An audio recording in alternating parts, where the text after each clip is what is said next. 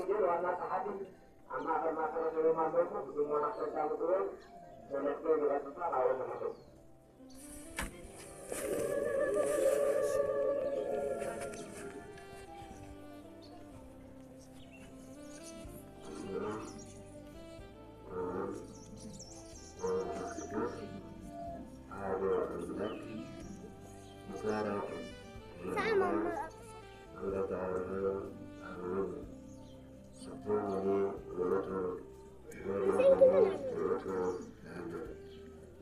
ክርስቶስ ክርስቲያን ወልድ ወልዳን መንፈስ ቅዱስ መንፈሳውያን ተባርኩ ኩራት ስትራዘየ ከመሆን አምላክ ብንጻራ አምላክ መለኮት ብንጻራ ማህደር መለኮት ብርሃን ብንጻራ ብርሃን ይነናና አይ ቅዱሳን ለሰማዕታት ወላሂ እግዚአብሔር በዘፈረም ተላጠው አመን ተዘጎም ኩራት ስትራዘየ ኩር መምህር ደብረ ጻድቅ ናይ ዝደብሪ ደብረ ሰማያት ዋና ሰበተ ወንጌል ኃላፊ ኩራት መዘምራን ኩራት ካህናት አይንተ እግዚአብሔር ኩራት ዲያቆናት ኩራት ምእመናን አባታት ኩራት ምእመናን አዴታት ኩራት ሰንበት ትምህርት ቤት ስም እግዚአብሔር ለመሐድራትኩም አሜን። እግዚአብሔር ይመስገን እናንተ መስግነው ሁሉ ጊዜ የተባረከ ስሙን ምስጉን የሆነ የአባታችን አምላክ ወላሂ እግዚአብሔር ነብዛ ዓለት ነብዛ ሰዓት ዘውጽሐና በኻልአይ ጊዜ ስሙ ዝተመስገነ ይሁን እሞ ለማዓንቲ ዝኸውር ርእሲ ወኮነ ሰብአ ከማና ሰው ኮነ ቀዳማይ ቆሮንቶስ ምዕራፍ 15 ቁጥሪ 20 ጀምሮ እዚ ዝተዛረበ ብርሃን ዓለም ሐዋርያዊ ቅዱስ ጳውሎስ እዩ።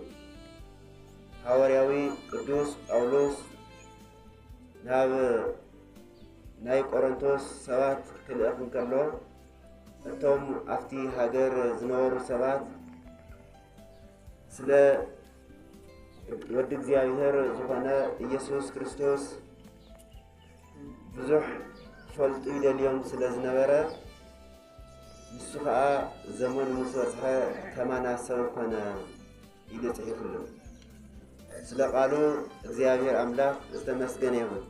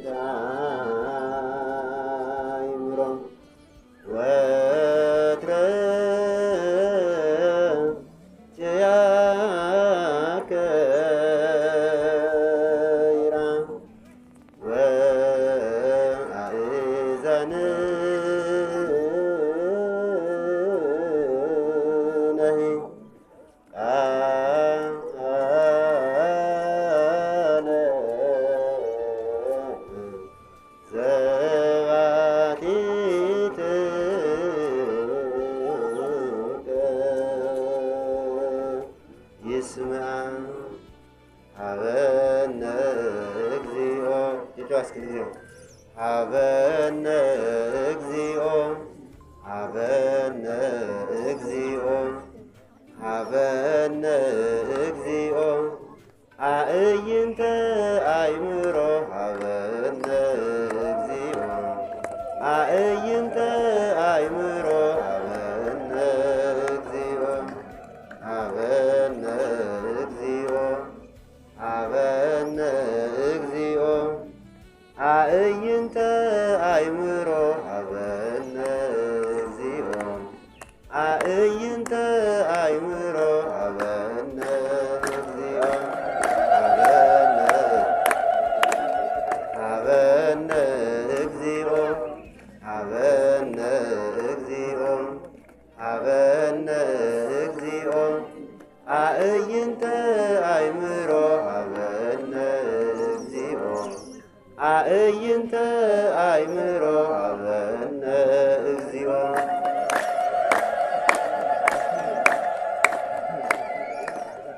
አእይንቲ ናይ አእምሮ ሂዎም ነቲ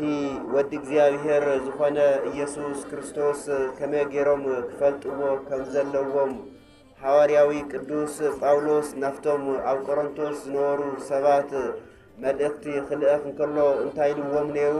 ወኮነ ሰብአ ከማነ ንሱ ከዓ ዘመኑ ምስ በፅሐ ከማና ሰብ ኮነ ኣብ ዘፍጥረት ምዕራፍ 1 ካብ ቁጥሪ 26 አካባቢ ጀሚሩ ዘሎ እንታይ ነይሩ እግዚአብሔር በመጀመሪያ ከማና ንስራህ ከማና ሰብ ንፍጠር በለ ምክንያቱ እግዚአብሔር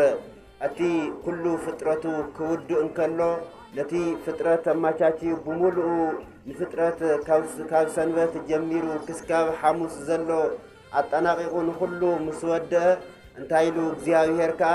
ነቶም ከማና ዝበለ ሰብ ንፍጠር ምስልና ንዓና ዝመስል بمثلن بملكعن نانا زمثل كمان زبالة سب ودي نانا زمثل نتي نايجزاويهر ناي سلاسي نايجزاويهر مثلي زلو وسب اجزاويهر نخسره وي اجزاويهر نخفطرو بمجمريا غزي اجزاويهر بوعلو حسبمو نسوكا كملكعن كمثلون غيرو امدري مثلي ناي سلاسي مثلي نايجزاويهر زمثل نايجزاويهر مثلي نايجزاويهر ملكع زلو كافتم كلهم فطرات كالت عينت زنورو بمولهم كافسوني كافتم إسران حادن فطرات مبل إسران كلتم فطرات غيرون ودسو بفطرون كلا እግዚአብሔር انتايلو كمانا زبل سب نفتر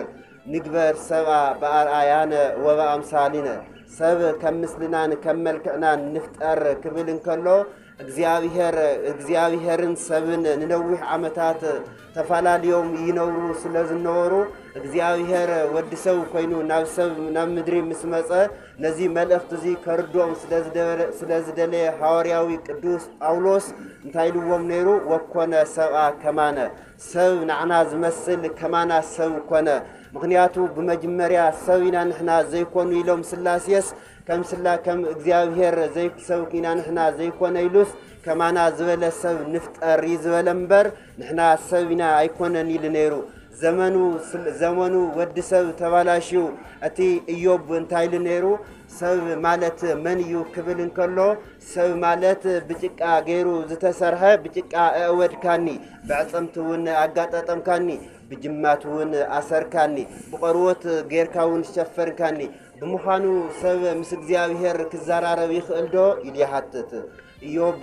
اتخلو مكرا مسحلفه اتخلو شجر مسحلفه انتهي لتزاريو نيرو اتي بتقو زسرحو اتي بايدو زسرحو ود እግዚአብሔር مسجزاويهر كزارار بيخلدو سب نمخانو እግዚአብሔር سبس نايدو سراح ديكونن يول مزمورኛው ቅዱስ ዳዊት ታይብል من توت هيوت لسب كما تذكره ومن تنو أقوال أمهاو كما تحوصه هكا أيصدقو ملائكت نشتوي من يوسف مسخا خزرار زخل من كوين يوسف ناخا نجزاويهر ولا حلو كريكا زخل نسخا بيدكا سرح خايو بيدكا ونما تشخا أغمت كايو نايدكا سرحيو كاو كلهم كاو ملائكتون تحت بالكايو كاو كلهم انسسات ولعل بالكايو كاو افتخلو فطر قادما حلقة غيركا الشمكايو نخلو فترة نعدام جزاء تواهيو هيو سلازنبرا እግዚአብሔር ንኹሉ ንወዲ ሰብ ዝተወሃበ ሓላፍነት ስለዝነበረ ንሱ እንታይ ልዎ ነይሩ ንሰብ መን እዩ ንስኻ ንዓኻ እግዚአብሔር ክዛረበካ ዝኽእል መን እዩ ንስኻ ክመላለስ ዝኽእልስ መን ኣሎ ንስኻ ናይ እቲ ሰብ ስራሕካዮ بيدكاون نماتشيخا أغمتكايو نتفترت بإግዚአብሔር ዝተፈጠረ ንስኻ بيدካ ዝስራሕካዮ ንስኻ بيدካ መቻችኻ ዘغمتكايو ኣብ ትሕቲ መላእክት ኣብ ርእሲ እንስሳት ኣብ ርእሲ ኩሎም እንስሳት ንኣዳም እናመፁ ንኣዳም ምስጋና ይህቡ ነይሮም ይብል ኣብ ዘፍጥረት ላይ እንታይ ይብል ንኣዳም ኩሎም እንስሳት እናኸዱ ኣዳም ቦና ከመይ ይልካ እናወሉ ኩሎም ብሙሉኦም ይሰግድሉ ነይሮም ነገር ግን ድሕሪ ውድቀት ግን ኩላቶም እንስሳት ኮነ ሞን እግዚአብሔር ዘይትግዛእ እንተ ኮይንካ ንሕና እውን ንኣኻ ኣይንግዘእካን ምክንያቱ እቲ ናይ እግዚአብሔር ሕጊ ክተሓስን ከሎ ሰብ ማለት ናይ እግዚአብሔር ሕጊ ክፈርስን ከሎ ሓደ ሕጊ ክፈርስን ከሎ ድሕሪኻ ኣካታቲሉ ብዙሕ ጥፍኣት ስለዘምጽእ እንታይ ይብልዎ ነይሮም ንስኻ ንእግዚአብሔር ኣምላኽና እንተ ዘይትግዛእ ንስኻ ንእግዚአብሔር ኣምላኽና እንተ ዘይትሰምዕ ኮይንካ ንሕና እውን ንኣኻ ንግዘአሉ ናባኻ ንሰግደሉ ናባኻ ንመላለሰሉ ናባኻ እግዚአብሔር ንኣኻ ክነምስግን ሂውና እኳ እንተነበረ ንዓኻ ናባኻ ንመወፀሉ መንገዲ ዋላ ሓንቲ የለን ኢሎም ኩሎም እንስሳት እንስሳት እናሰገድሉ ዝውዕሉ ዝነበሩ ኩሎም እንስሳት ናብ ሰብ እናመፁ ዝውዕሉ ነበሩ ኣይኮነን እንስሳት ንእንስሳት ሰብ ንሰብ ብነፍስ ምክልታል እናተዳላለየ ኸይዱ ሰብ ንሰብ ክጸላላእ ሰብ ንሰብ ክረሓሓቅ ዝተጀመረሉ ግዜ እግዚአብሔር ዝፈጠሮ ሰብነቱ ክገድፍን ከሎ ካፍቲ ሰብ ምዃኑ ካብ ናይ ሰብ ካፍቲ ሰብ ንፍጠር ኢልዎ ዝነበረ እግዚአብሔር ሰርክል ውሽጢ ክወፅእ ከሎ ካፍቲ መስመር ንሱ እግዚአብሔር ኣቕሚጥዎ ዝነበረ ሰብ ናይ ምዃን መበት ሰብ ናይ ምዃን መሰልነቱ ወይ መንነቱ ክገድፍን ከሎ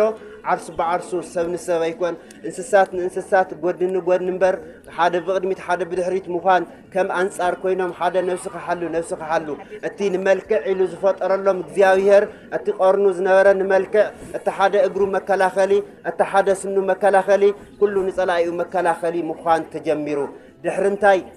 ሰብነቱ ክገድፍን ከሎ ሰብ መንነቱ ክገድፍን ከሎ ሰብ ናይ ስላሴ ናይ እግዚአብሔር ምስሊ ዝነበሮ ሰብ ናይ እግዚአብሔር ምስሊ ሒዙ ዝጓዓዝ ነበረ እቲ ሰብነቱ ንሱ ምግዳፍ ክጅምርን ከሎ እቲ ናይ እግዚአብሔር መንነት ክርገጽን ከሎ እቲ ናይ እግዚአብሔር ሰብ ንስራሕ ኢሉ እቲ ናይ ሰውነት ምኽንያት ሰብ ንኽኸውን እግዚአብሔር ኣምጽኡ ናይ ሰውነት ምኽንያት ኣቕሚጥሉ ዝነበረ ሰብ ናይ ምዃን መበቱ ክትሓስን ከሎ ናይ ክብሩ መንነቱም ተጣሓሒሱ ነንባዕሉ ግን ምድልላ ጀሚሩ ስለዚ ኣብዚ ዘመን እዚ ብዙሕ ናይ ሰብን ናይ እግዚአብሔርን ርሕቀት ስለዝነበረ ሓደ ወዲ እግዚአብሔር ሰብን እግዚአብሔርን ሓደ ክገብር ወዲ እግዚአብሔር ካብ ሰማያት ወሪዱ ካፍታ ድንግል ተወሊዱ ሰብ ስለዝኾነ እንታይ ኢሉ ከዓ ወኮነ ሰብኣ ከማነ ሓደ ከዓ ካብ ክስላ ካብ እግዚአብሔር መፅኡ ከማና ሰብ ኮነ ከማናውን ተመላለሰ ስለዚ ኤርምያስ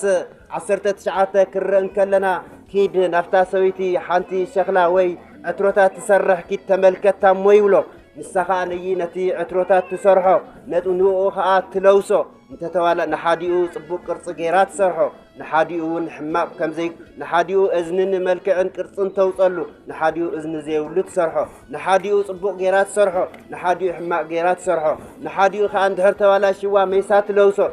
እግዚአብሔር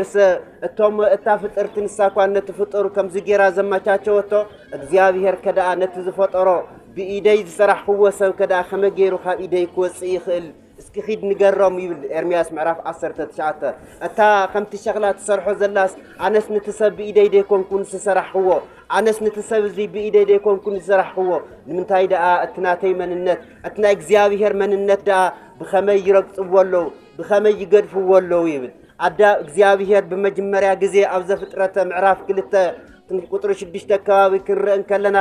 እግዚአብሔር ከዓ ንሰብ ካብ ጭቃ ኣብጅዩ ፈጠሮ ካኡን 4 ባህርያተ ስጋን 3 ባህርያተ ነፍስን ሂቡ ከዓ ሰብ ገበሮ ናይ እስትንፋስ መንፈስ ከዓ በፍንጩ እፎለሉ እሞ ፍጹም ሰብ ኮነ ተመላለሰ ከዓ ይብል ተሲኡውን ከፈለ ንሱውን ካብዚ ካበይ ከም ዝመፀ ይፈለጠን እግዚአብሔር ካብዚ ካፍቲ ባዶ ዝኾነ መሬት ጭቃ ብጅዮ ጭቃ ስራሕ ብጭቃ ስራሕ ቢሉ ከዓ ንትሰብ ከምስሊ ስላሴ ከምስሊ እግዚአብሔር ከምዝኸውን ገይሩ እግዚአብሔር ብባዕሉን ፈጠረ ይብል ክብር ምስጋና ንእግዚአብሔር ይኹን እግዚአብሔር አምላክ ንሰብ ከምጾን ከለ እግዚአብሔር አምላክ ንሰብ ክፈጥሮን ከለ